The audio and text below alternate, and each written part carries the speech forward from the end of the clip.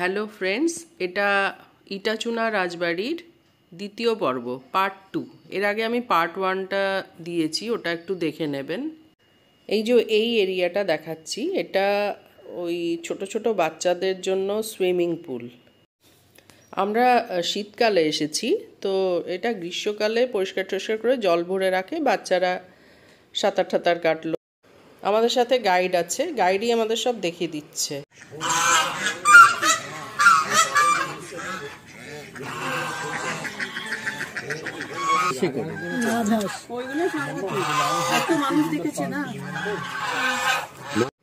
রাজহাঁসগুলোকে আমি আবার দেখালাম, এটা আগে দেখিয়েছিলাম। তো এই রাজবাড়িটা বিশাল এরিয়া নিয়ে, অনেক বড়, অনেক জায়গা, গাছপালা তো প্রচুর দেখতে পাচ্ছি। আর পুকুর আছে, এটা অন্দরমহলের পুকুর, মানে শুধু মহিলারা এখানে স্নান করতো। এখানে গুপ্ত দরজা আছে, সেখান দিয়ে ওরা বেরোতো, আবার সেখান দিয়েই ঢুকে যেত স্নান টান হয়ে গেলে।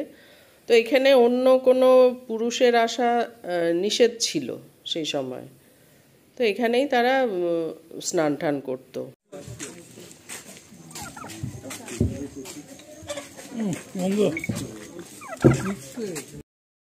এখানে বেশ বড় বড় মুরগি, দেশি মুরগি, তারপরে টার্কিও আছে, তো সব রান্না বান্না হয়। আমরা উপরে যেতে পারবো না, আপনি উপরে অন্যদের নিয়ে যান। ইয়ং যারা তাদের নিয়ে যান, কোনো প্রবলেম নয়, ঠিক আছে, নো প্রবলেম। এই যে দুদিকে সারি দিয়ে গাছ দেখছেন, এটা হলো টগর ফুল গাছ, ছোট ছোট টগর ফুল গাছ। এইখানে দুদিকে দুটো মেমোরি রুম রয়েছে, মানে স্মৃতি রুম। এটা তো না বাবা মায়ের জন্য, এই মালিকের বাবা মায়ের বাড়ি। এটা বাড়িটার নাম হচ্ছে দেবপ্রভা, বাড়িটা ডুপ্লেক্স। বাবার নাম দেবনারায়ণ কুন্ডু। এরা কিন্তু কুন্ডু নয়, এরা মহারাষ্ট্র থেকে এসছে, এদের কুন্দ্রাল টাইটেল, সেখান থেকে কুন্ডু করে নিয়েছে।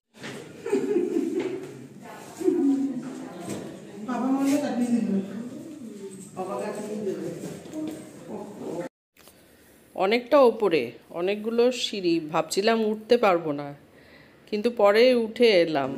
সিঁড়িগুলো বেশ ভালোই, মানে সেরকম কিছু অসুবিধে হয়নি, ছোট ছোট সিঁড়ি আর কি। এই যে ছাদে চলে এসেছি, বিশাল ছাদ, মানে যত বড় রাজবাড়ি তত বড় তো ছাদ হবে, বিশাল ছাদ। ঘুরে ঘুরে আর দেখি শেষ হচ্ছে না। তো আমি তো একটা রাউন্ড মারলাম। এইসব জামা কাপড় তো এখানকার স্টাফদের সব ধুয়ে টুয়ে মেলে দিয়েছে, এখানে যারা থাকে সব সময়। তো এই যে ছাদ, বিশাল বড় ছাদ। আপনারা যদি বেড়াতে আসেন ছাতে নিশ্চয়ই আসবেন। ছাতে ইভিনিং ওয়াক হয়ে যাবে, মানে ছাদটা যদি ঘোরেন আপনার অন্তত 1 ঘন্টা লাগবে, শুধু একটা রাউন্ড মারতেই ঘন্টাখানেক লাগবে। তো একটা ইভিনিং ওয়াক হয়ে যাবে। আর যারা ধরুন উপরে উঠতে পারবেন না, তাদের জন্য আমার ভিডিওতে পুরো ছাদটা দেখে নেবেন। বিশাল বড় ছাদ, আর ছাদের উপর থেকে আমি রাজবাড়ির ভিডিও নিয়েছি। ছাদের উপর থেকে আমি রাজবাড়ির ভিডিও নিলাম। ছাদটা 3 তলায়, মানে 2 তলায় ঘর আছে, ছাদটা 3 তলায়। তো ছাদের ওপর থেকে সব ওই হাঁসের ডাক শোনা যাচ্ছে। আর এখানে ছাদের ওপরেও ফুল গাছ টাছ রয়েছে, বিশেষ করে এই যে বোগনভেলিয়া গাছটা, এটা পুরো নিচ অবধি নেমে গেছে, একদম নিচে গ্রাউন্ড অবধি। আমি পরে দেখাচ্ছি, ওটা নিচে গ্রাউন্ড থেকেও আমি দেখাবো গাছটা। আর এখানে আমরা সব চলে এসেছি। এইখানে আরও ওপরে সিঁড়ি দিয়ে ওঠা যায়, সেটা আমি উঠিনি। আর এই যে এই বোগনভেলিয়া গাছটা, এটা দারুণ, এটা একদম নিচে গ্রাউন্ড অবধি চলে গেছে। সুন্দর, বেশ ফুলগুলো ভালো সুন্দর দেখাচ্ছে। এই যে রাজবাড়ির ভিডিওটা নিলাম, এটা বাইরের দিকে, এটা রিসেপশনের সামনে যেটা। আর আগে যেটা দিলাম ওটা অন্দরমহল, ওটা ভেতরে ঢুকে গেলে ওই রাজবাড়ির ওই অংশটা আগে দিয়েছিলাম। আর এই বিশাল ছাদ আর শেষ হচ্ছে না। এই যে এখানে অনেকেই ওপরে উঠলো, আমি আর ওপরে উঠলাম না, ন্যাড়া ছাদ, ব্যালেন্স থাকবে না, পড়ে যাবো, সেইভাবে আর উঠিনি।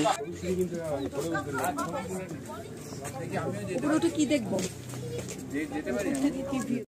Come. Papa will take you upstairs. Come here. Come. But you have to be careful, okay? You have to hold this one, right? And Papa will be behind you. Come. Go.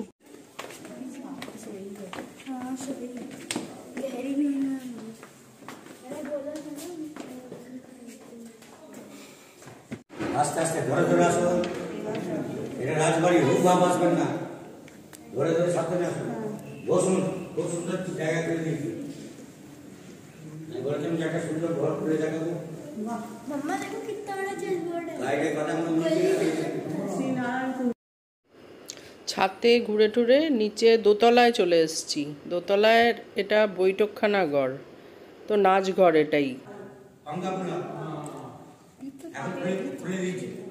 এখানেই সবাই আরাম করে বসে নাচ ঠাচ দেখতো, তো এটাই নাচঘর। তো এখানে আমরা কিছুক্ষণ রইলাম, এরপর আমরা নিচে পুজোর মণ্ডপে চলে যাব। এটা হলো প্রথম মালিক নারায়ণ কুন্দ্রাল।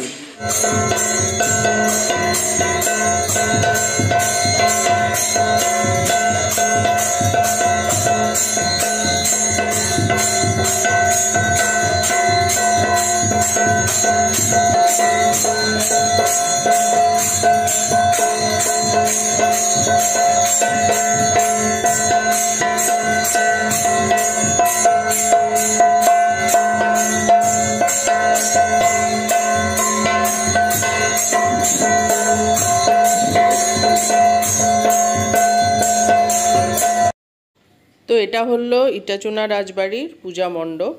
এখানে প্রত্যেক দিন সন্ধ্যাবেলা পুজো হয়, আর যারা বেড়াতে আসে আর কি, ট্যুরিস্টরা, তারা সন্ধ্যাবেলা এইখানে বসে পুজো দেখে।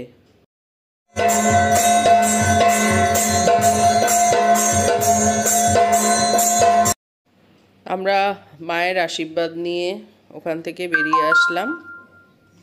আর সন্ধ্যাবেলা ইটাচুনা রাজবাড়ির দৃশ্য, আকাশে চাঁদ উঠেছে আর ভীষণ সুন্দর লাগছে। আমরা চারজনেই এনজয় করেছি, মানে আমাদের সঙ্গে যে দাদা বৌদি এসেছিলেন ওরাও এনজয় করেছেন, আমরাও এনজয় করেছি। এটা পরের দিন সকালবেলা রাজবাড়ি। তো আমরা চারজনে, ওই দাদা বৌদি আর আমরা দুজন, সকালবেলা পুরো রাজবাড়িটা আরেকবার ঘুরে নিলাম। আর আমরা আজকে চলে যাব, কাল 12টায় চেক ইন করেছি, আজ 10টায় চেক আউট করবো। তো আমরা ব্রেকফাস্ট খেয়ে তারপর চলে যাব। তো আমরা একটু আরও খানিকক্ষণ বেশি ছিলাম, 10:30 অবধি। আর ব্রেকফাস্ট খেলাম, ব্রেকফাস্টটা ফ্রি। ব্রেকফাস্টটা খুব মানে ভালো লেগেছে আমাদের। ব্রেকফাস্টটা একটু পরেই আমরা স্নান টান সেরে ব্রেকফাস্ট খেতে যাব, সেটাও আপনাদের সঙ্গে শেয়ার করব। আর রাজবাড়িটা আরেকবার একটু ঘুরে টুরে নিলাম। ব্রেকফাস্টে আমাদের অপশন দেওয়া হয়েছিল লুচি খাবো না রুটি খাবো। তো দাদা বৌদি ওরাও একটা প্লেট লুচি নিলেন, একটা প্লেট রুটি নিলেন, আমরাও একটা প্লেট লুচি একটা প্লেট রুটি নিলাম। আসলে এখন তো বয়স হয়ে গেছে, তো একটু বুঝে সুঝে খাওয়াই ভালো। তো আমাদের মধ্যে আন্ডারস্ট্যান্ডিং থাকলো কি আমরা রুটি আর লুচি আমরা দুজনের মধ্যে শেয়ার করে নেব। তবে আমি শুধু লুচি খেয়েছি, আমার কর্তা শুধু রুটি খেয়েছে, কারণ ওর গতকাল খুব শরীর খারাপ ছিল, সেই জন্য পরের দিন ও শুধু রুটি খেলো। খাওয়া যায় না। স্টার্ট করলাম।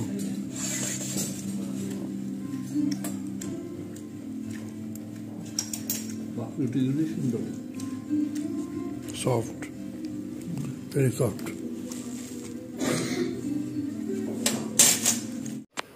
প্লেটটা কি সুন্দর সাজানো, আর ওই ফ্রুটসটা মাঝখানের বাটিতে কি সুন্দর সাজানো।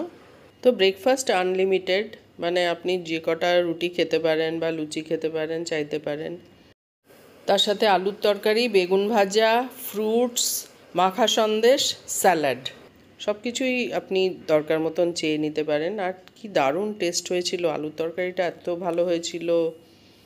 আর লুচিগুলো কি সুন্দর, রুটিগুলোও খুব নরম, আর বড় বড় বেগুন ভাজা। তো আমরা এখন চেক আউট করবো। আমাদের যা একদিনের জন্য যা জিনিসপত্র এনেছিলাম গুছিয়ে নিয়েছি, আমরা নিজেরাও রেডি হয়ে নিয়েছি। তো আমরা 10টায় চেক আউট, কিন্তু আমরা 10:30 পর্যন্ত ছিলাম। মানে আমাদের কেউ বলেনি যে 10টায় ঘর ছাড়তে হবে, সেরকম কেউ বলে। তো এমনি বেশ ভালোই লাগলো। আর একটা ফেয়ারওয়েলও হয়েছে, যেরকম ওয়েলকাম হয়েছিল আমাদের সেরকম একটা ফেয়ারওয়েলও হয়েছে। ওয়েলকামের সময়ও চন্দনের টিপ দিয়েছিল, ফেয়ারওয়েলের সময়ও চন্দনের টিপ, আর একটা করে নাড়ু পেলাম। আর এই যে বোগনভেলিয়ার গাছটা আমি যেটা বলেছিলাম দেখাবো, এই যে এটা পুরো ছাদ থেকে নিচ অবধি নেমে এসছে।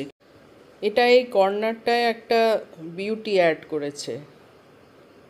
তো আমরা রেডি, আমরা 4 জনেই রেডি। আমাদের গাড়ি দাঁড়িয়ে রয়েছে, আমরা বেরোবো।